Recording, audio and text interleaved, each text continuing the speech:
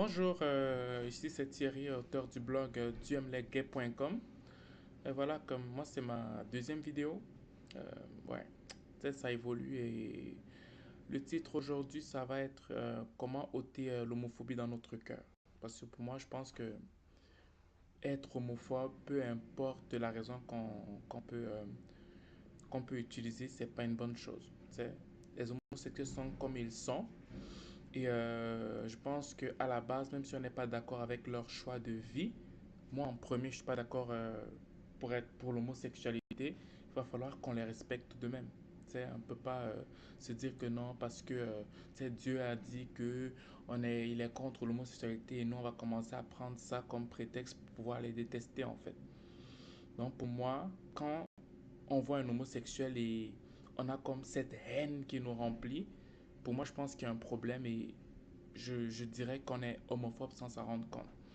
Donc, je ne dis pas qu'il faudrait accepter l'homosexualité, mais je pense qu'il y a plusieurs façons de percevoir cette homosexualité et de le prendre d'une façon à ne pas haïr l'homosexuel en fait. Donc, c'est sur cet élan que moi je suis en train de parler. Et moi personnellement, tu sais, je peux faire mon petit témoignage. Quand je voyais un homosexuel, j'avais toujours tendance à recevoir des injures dans mon âme, tu sais, avoir des pensées qui ont, qui ont pour but de se moquer de la personne homosexuelle, dire oh, oh, ce PD qui passe, cette tafiole, tu sais, toutes sortes de mots même que je créais pour pouvoir les qualifier.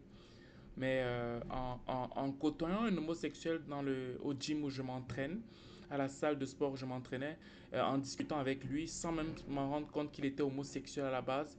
Et lorsque je l'ai su, je me suis dit, mais voyons donc, comme je suis vraiment resté dans l'ignorance pendant longtemps et voilà quoi, je me suis vraiment posé des questions. Et ces questions-là, voilà, j'aimerais les partager avec vous pour que vous puissiez aussi vous les poser afin de ne pas peut-être de ne pas rester dans l'ignorance parce qu'on peut être homophobe en étant ignorant et voilà quoi, j'espère vraiment que ces questions-là vont aussi vous challenger afin de vraiment de regarder la personne homosexuelle différemment quoi. Donc ben, je vais essayer j'ai fait un texte dessus, je vais lire aussi pour que ça me facilite la tâche, vous allez m'excuser, puis c'est un peu ça. Donc la première question que je m'étais posée, c'était de savoir si c'était votre enfant qui venait à se confier à vous en vous disant qu'il est homosexuel, qu'allez-vous faire? Donc, si votre enfant vous dit, papa, maman, écoute, j'ai tellement gardé ça pour moi, en fait, je suis homosexuel, comment allez-vous réagir? Le premier point que j'ai souligné, vous serez scandalisé et vous allez régner en disant qu'il est une malédiction pour la famille et un mauvais exemple pour ses frères. Donc, en conséquence, bon, par conclusion, il doit quitter la maison. Donc, est-ce que ce serait ça votre réaction? Si votre enfant vient vous dire, non, je suis homosexuel, vous allez dire, non, je n'ai jamais accepté ça, tu n'es plus mon enfant, je ne veux plus te voir à la maison parce que je n'ai jamais permis ça, vraiment tu as une malédiction, tu dois quitter la maison, va-t'en. Il y a beaucoup de gens qui réagissent comme ça. Il y en a beaucoup, beaucoup, beaucoup. Je regarde, depuis que j'ai la cause d'homosexuel en tant que moi hétéro, depuis que j'ai la cause, depuis que Dieu m'a mis à cœur la cause de l'homosexualité, je m'informe beaucoup, je regarde beaucoup de documentaires et je me rends compte que beaucoup de gens réagissent ainsi en fait. Comme ça, c'est terrible. Et par la grâce de Dieu, vraiment, je ne suis pas de ceux-là qui pensent ainsi. Je ne peux pas mettre un enfant à l'extérieur, le chasser, un enfant qui sort de mes entrailles, lui dire va-t'en parce que tu es homosexuel. Donc, ça, c'est le premier point que j'avais soulevé. Le deuxième point, dans la catégorie, si votre enfant venait à vous dire qu'il était homosexuel, comment réagissez-vous? Le deuxième sous-point serait, vous serez choqué et il saura que vous êtes choqué. Mais vous allez demeurer froid envers lui jusqu'à la fin de vos jours. Donc, vous allez rester avec cette nouvelle-là, genre, mon enfant homosexuel. Mon enfant homosexuel. Donc, vous allez rester avec ça. Développer cette amertume, développer cette colère avec lui. Et quand vous allez le voir, allô, ça va bien? Non, t'es correct, tout se passe bien. Mais par vos attitudes, par vos actions, vous allez dire, non, mon enfant m'a trahi, m'a déçu. Mais vous n'allez pas le dire verbalement. Mais par vos actions, votre enfant va le ressentir. Est-ce que c'est une bonne réaction? Est-ce que c'est une bonne réaction d'après vous? Pour moi, ça l'est pas en fait. Pour moi, comme non, c'est quasiment la même chose que la première personne, mais vous, c'est encore pire. Parce que c'est la surnoiserie, vous restez juste avec ça en vous et vous faites semblant que tout va bien en fait. Mais l'enfant sait personnellement que vous souffrez en vous-même et vous masquez simplement ça, puis des ondes négatives apparaissent et ressortent chaque fois qu'il vous rencontre et il est mal à l'aise en fait. Donc c'est le deuxième point. Le troisième, vous vous culpabilisez en vous posant des questions comme quoi l'éducation que vous lui avez donnée n'était pas bonne, que vous n'avez pas été sévère sur ses choix de fréquentation dans son enfance et dans son adolescence. Donc voici un autre point où vous pouvez vous dire, oh my God, qu'est-ce que j'ai fait? Je n'ai pas été aussi sévère. Je l'ai laissé trop libre. Maintenant, c'est de ma faute. S'il est devenu homosexuel, c'est parce que je n'ai pas été vraiment une personne, un parent très... un parent vraiment sévère, un parent strict dans ses choix de fréquentation.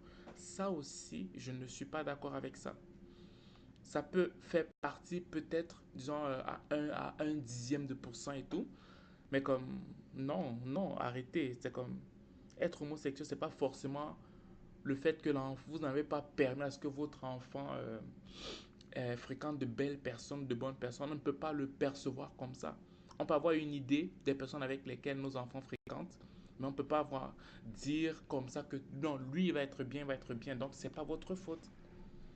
L'avant-dernier point, vous ne verrez aucun inconvénient car selon votre perception de la vie, on peut choisir son orientation sexuelle librement comme on le sent.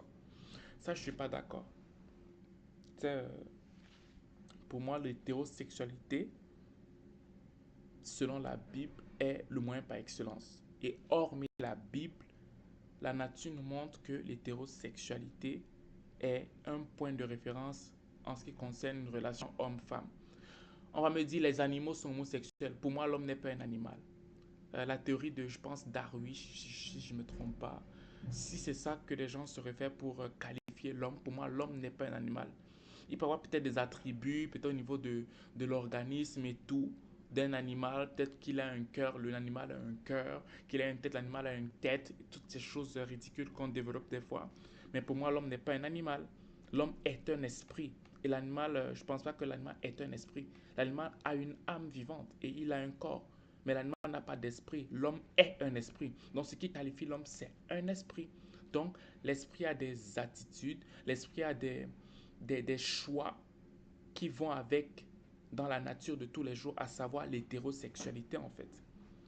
L'esprit divin, bien sûr, parce qu'il y a des esprits qui sont malsains selon la Bible, des esprits qui sont vraiment contre les principes divins que le Seigneur Jésus prône au niveau de la Bible en fait. Cette Bible-là, et non ce que les hommes pensent en fait, selon ce que les sectes pensent. Donc, non, je ne suis pas d'accord avec quelqu'un qui dit que chacun a son choix au niveau de la sexualité. Je ne suis pas d'accord avec ça. Et pour moi, ce que je prône, et je l'ai mis inconsciemment comme dernier point, c'est que vous serez attristé par cette nouvelle car ce n'est car pour vous, ce n'est pas un choix de vie que Dieu a créé. Personnellement, pour moi, je serais triste. Si mon enfant me le dit, j'aurais un choc parce que je serais triste. J'aurais, yo, homosexuel, t'es homosexuel. Mais je ne vais pas rejeter mon enfant pour autant. Je ne vais pas le faire. Comme je l'ai écrit, par contre, en place ces lieux de le rejeter ou de vous culpabiliser sur la façon dont vous l'avez éduqué. Vous allez lui dire que vous êtes contre l'homosexualité et vous lui donnerez les raisons de ce désaccord. Donc moi, je vais lui dire, écoute mon fils ou ma fille, tu me dis que tu es homosexuel, mais moi je ne suis pas d'accord. Premièrement parce que culturellement parlant, je n'ai pas été habitué à ça. Naturellement parlant, la nature nous montre que l'homosexualité, homme et homme ne partent pas avec homme et homme, femme et femme ne partent pas avec femme et femme. Et sur le plan spirituel, Dieu nous le dit et nous le démontre par sa parole. Mais par contre, je ne vais pas le rejeter du tout. Ce que je vais faire, je vais prier pour l'enfant. Je lui dis, écoute, est-ce que tu me permets de prier avec toi? S'il est d'accord, on va prier parce que c'est Dieu qui dit. Et pour moi, ce que Dieu dit, c'est oui et amen. Ce que Dieu dit, c'est oui et c'est ça, c'est la vérité absolue en fait. Donc, si Dieu dit que c'est ça et il nous donne l'opportunité de nous convaincre, je vais prier avec l'enfant pour dire, Seigneur, donne-moi la grâce de convaincre cet enfant. Non pas seulement par mes paroles, mais par le Saint-Esprit qui va inspirer mes paroles. Et donne-lui aussi la grâce de changer cette perception de la vie. Et je vais aussi me mettre à genoux. Je vais prier, même quand mon enfant ne sera pas là. Prier, dire Seigneur, tu dis dans ta parole que c'est l'hétérosexualité, que l'homosexualité n'est pas une bonne chose, que c'est une abomination. Et vraiment, moi, n'étant pas parfait, moi, tu sais, peut-être je peux avoir un problème au niveau de la fornication, je peux avoir un problème au niveau de la colère, je peux avoir un problème au niveau du vol, au niveau du mensonge. Chacun a un problème. Donc, je vais dire à Dieu, malgré le fait que moi, je ne suis pas parfait. Je ne suis pas parfait du tout. Donc, Seigneur, si je ne suis pas parfait et que tu m'as donné la grâce de, de ne pas demeurer dans ce qui n'était pas parfait en moi, tu peux aussi donner cette grâce et cette conviction à mon fils ou ma fille qui est homosexuel et qui croit que c'est la vérité ou qu'elle est née avec ça en fait. Je t'en supplie Seigneur, donne-lui la conviction de ne pas vivre dans ce péché et de voir la vie différemment. Amen. Donc je vais demeurer dans cette prière, dans cet état d'esprit, jusqu'à ce que le Seigneur fasse grâce en fait. Donc ça, ce serait le premier point au niveau de si c'était votre enfant qui venait se confier à vous en vous disant qu'il est homosexuel, qu'allez-vous faire? Ça, c'était la première question que je me suis posée. La deuxième, qu'est-ce que j'ai de mieux dans ma vie qu'un homosexuel? Ça, c'est la deuxième question. Qu'est-ce que j'ai de mieux? Je suis hétéro. Voilà. Lui, il est homo. Ah, je déteste les homos. Moi, mon hétérosexualité m'apporte quoi de mieux que celui qui est homosexuel? J'ai écrit, hormis le fait qu'un homosexuel soit ce qu'il est, qu'est-ce que mon homosexualité apporte de mieux dans ma vie qui manquerait à un homosexuel? Une position sociale, une garantie d'aller dans le paradis et lui en enfer, une vie familiale équilibrée. Donc, en tant qu'hétérosexuel, ce qui aurait de mieux dans ma vie par rapport à un homosexuel serait quoi? Une position sociale.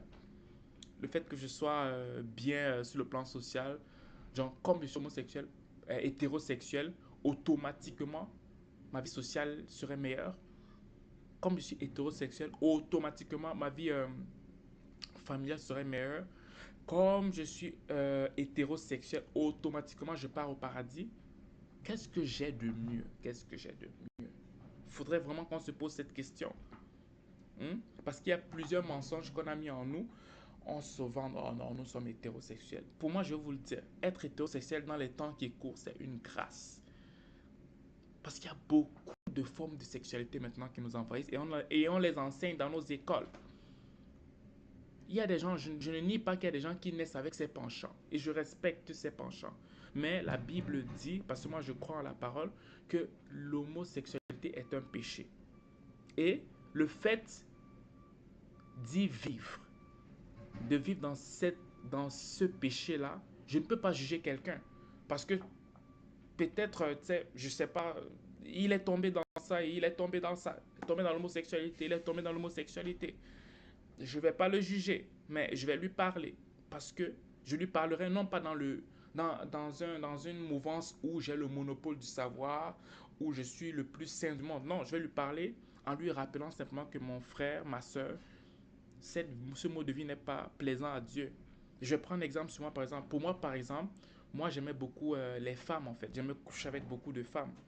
Puis, moi, j'ai commencé c'était à partir de l'âge de 18 ans, 19 ans. J'aimais beaucoup les filles et tout. Mais depuis que j'ai pris conscience que le plaisir détruit l'esprit qui est en moi, j'ai demandé à Dieu de m'aider et ça a fait en sorte que ma vie change, en fait. Sur cet aspect, j'ai moins d'attraction sexuelle et tout. La maîtrise de soi commence à m'envahir, mais je ne suis pas parfait du tout. Tout ce qui était masturbation, fornication, je baignais dedans. Mais par la grâce de Dieu, euh, quand j'ai commencé à sentir que ce n'était pas bon pour moi et pour ma communion avec Dieu, j'ai demandé à Dieu de me venir en aide et il est venu en aide. Mais c'est pas comme si je me suis laissé juste dire, ok, bof, bof, j'aime les femmes, puis la vie est ainsi faite. La masturbation, la vie est ainsi faite. On doit découvrir son corps, tu sais, comme les gens aiment le dire, comme les médecins aiment le dire. Mais non, non, on ne doit pas découvrir son corps. C'est sale, c'est pas bon, c'est pas propre. Comme le mensonge n'est pas propre, comme le vol n'est pas propre. Tu sais, il y a des choses sur lesquelles la société nous a dit non, tu sais, c'est bon, on peut passer outre, tu sais, les religions, Dieu et tout, laisser ça tomber. Non, il faut arrêter. Si Dieu dit que c'est mauvais, ça veut dire que c'est mauvais. C'est pas parce que Dieu veut nous contrôler, c'est parce que c'est bon pour nous en fait. C'est bon pour nous. Dieu peut pardonner, mais les conséquences qui suivent peuvent nous coûter la vie, peuvent nous court-circuiter notre vie sur cette terre. Donc, le fait que Dieu pardonne ne suffit pas. Parce que Dieu peut te pardonner un péché, mais tu peux mourir de ça. Prenons le cas de quelqu'un qui est, disons, désobéissant. On lui dit qu'il faut traverser sur le feu rouge. Il traverse toujours sur le feu rouge, il demande pardon à Dieu. Je prends un exemple. Je prends un exemple. Il traverse toujours sur le feu rouge, Dieu demande pardon. Il demande pardon à Dieu, Dieu pardonne. Il traverse toujours sur le feu rouge, il demande à Dieu pardon, Dieu pardonne. Un jour, il traverse sur le feu rouge, la voiture le cogne, paf, il meurt. Malgré le fait qu'il demandait pardon à Dieu, les conséquences c'était quoi? Les conséquences de sa désobéissance, c'est qu'un jour il devait traverser la voiture, devait le cogner parce que on avait prévu qu'il y ait une place destinée aux piétons et les feux pour qu'une personne, pour sa sécurité, traverse dans cette place bien précise pour qu'il n'y ait pas d'accident.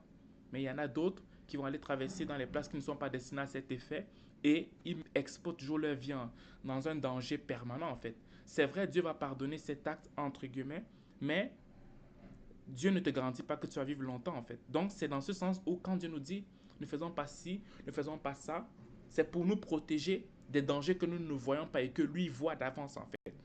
Il en est de même pour l'homosexualité, le mensonge, le vol et tout. On peut développer des philosophies comme quoi, qu'est-ce qui prouve que l'hétérosexualité est euh, le seul, la seule forme de relation dans la nature. Moi, je ne pourrais pas répondre. Mais tout ce que je peux dire, c'est que ce que Dieu dit, c'est d'abord pour notre bien. Ok? Je voulais juste vraiment prendre euh, ce petit temps pour pouvoir préciser les choses en fait. Donc, je reviens à qu'est-ce qui est de mieux pour la personne homosexuelle. Tu sais, moi, je trouve que dans la société, les homosexuels, des fois, prennent même un élan de plus que nous, les hétéros. Hein. Tu sais, quand tu regardes peut-être la mode, tu regardes beaucoup de choses au niveau du design, il y a beaucoup d'homosexuels maintenant. Je ne parle pas des homosexuels qui sont dans des sectes, qui veulent coucher avec des jeunes garçons pour pouvoir prendre un pote. Je ne parle pas de ça. Là. Je parle des personnes qui se sentent homosexuelles et qui, par leur homosexualité, se sentent mises de côté et commencent à développer des choses en fait. J'avais aussi écouté un documentaire où, dans une ville des États-Unis, il y avait, je sais pas trop, on disait qu'il y avait l'immobilier dans cette ville-là était plus coté parce que les homosexuels étaient unis, un truc de même. Je sais pas trop, mais j'avais entendu un truc comme ça, mais tout simplement pour dire que l'homosexuel, s'il y a lieu de faire un bilan, les homosexuels généralement ont plus de choses pratiques et palpables qu'on pourrait juger, euh, comment dire, qu'on pourrait juger visible au niveau des actes par rapport aux hétérosexuels.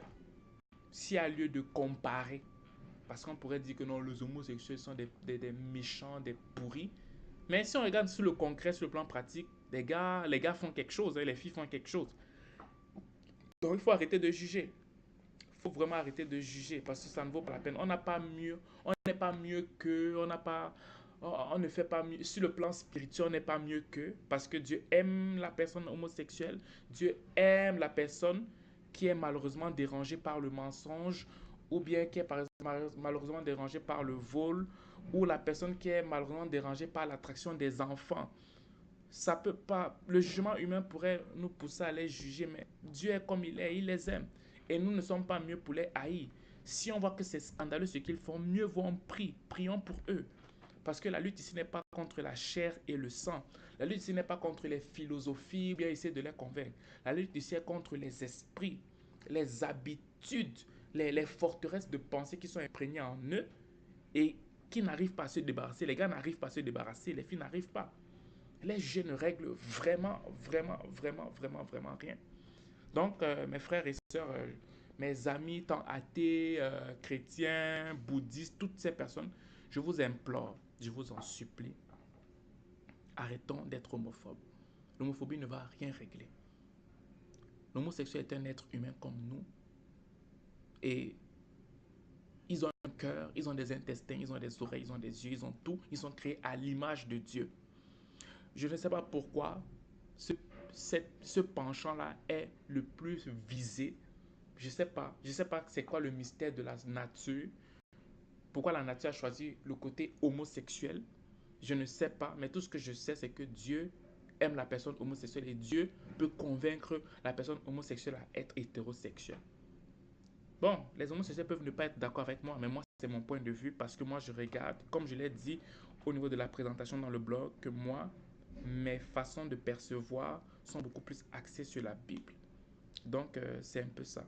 Donc, le dernier point, je vais faire vite. Donc, bon, moi, j'avais pour habitude de faire 10 minutes 15, je suis à 21.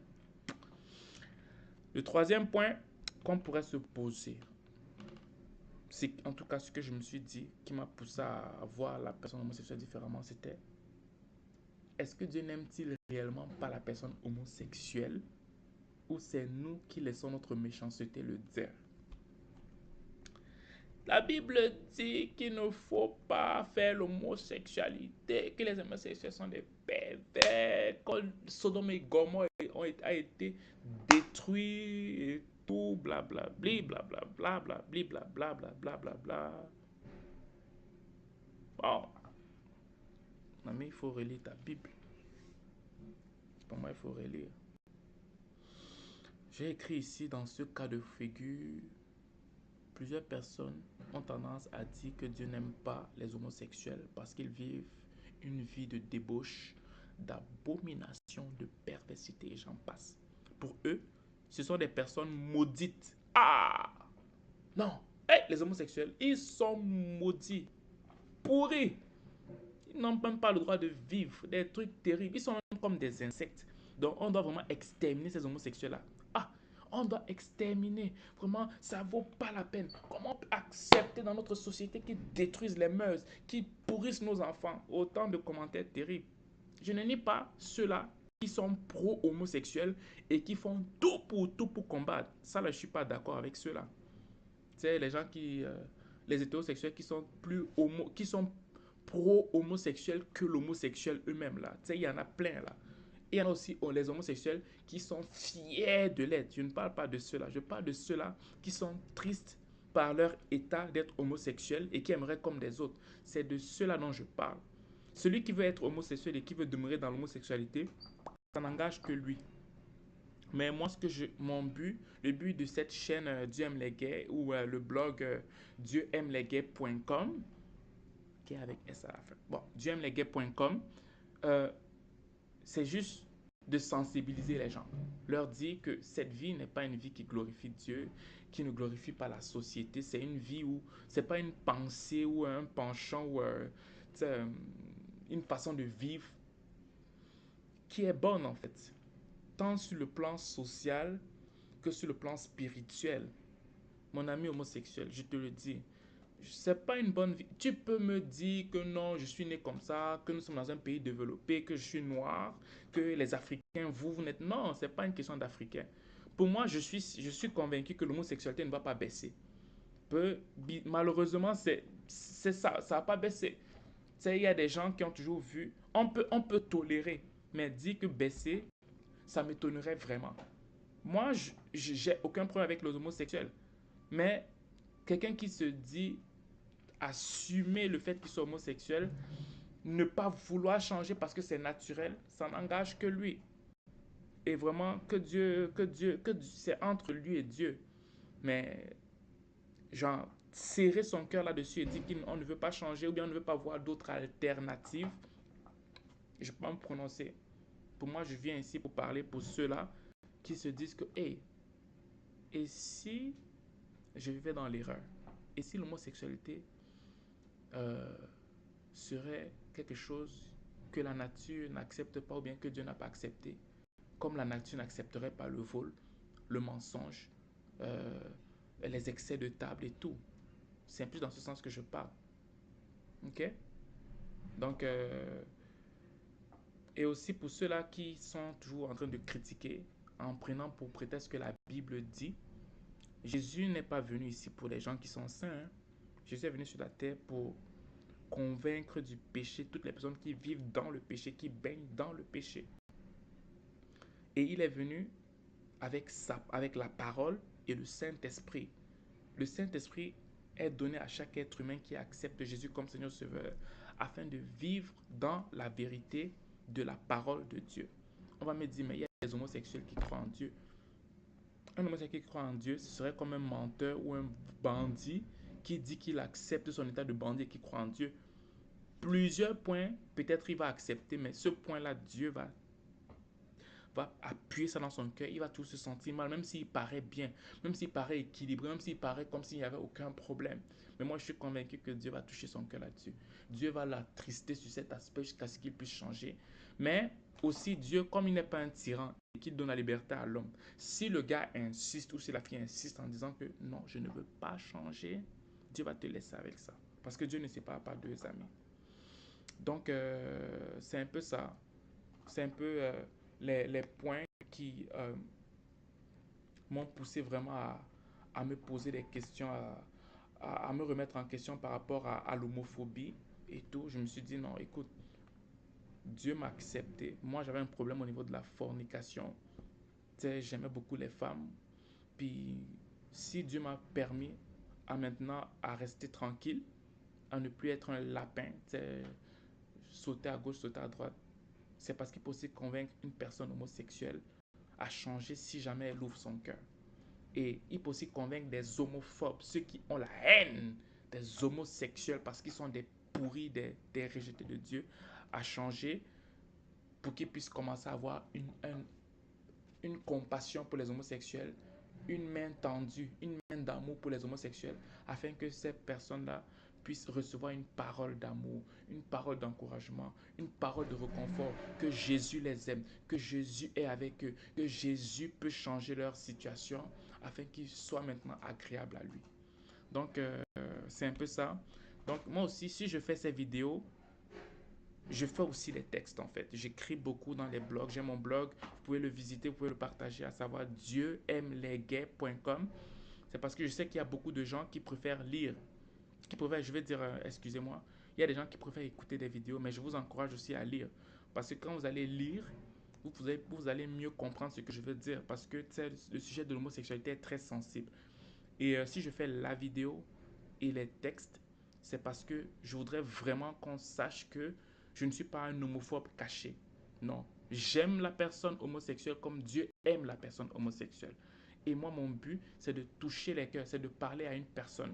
Donc, si pour moi, un homosexuel est convaincu que sa vie ne glorifie pas Dieu, j'ai remporté le combat. Si un homosexuel ne peut pas changer, c'est entre Dieu et lui. Mais si un homosexuel dit que, bon, Seigneur, par Junior Thierry, qui dit que l'homosexualité n'est pas une bonne chose, je veux découvrir. Je veux découvrir. Je veux vraiment que tu me le dises aussi.